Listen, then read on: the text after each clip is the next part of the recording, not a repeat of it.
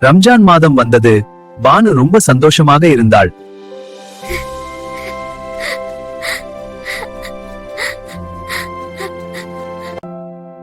பானு, ரம்ஜான் என்றால் பகிர்வும் கருணையும் முக்கியம்பா.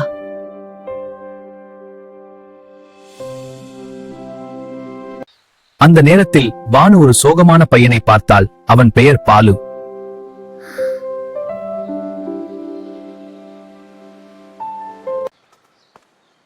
பாலு, இது உனக்காக. எனக்கா?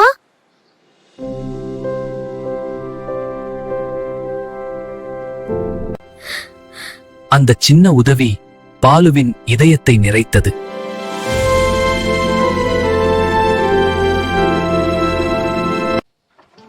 ரம்ஜான் நமக்கு கற்றுக் கொடுப்பது பகிர்ந்தால்தான் சந்தோஷம் பெருகும்ப.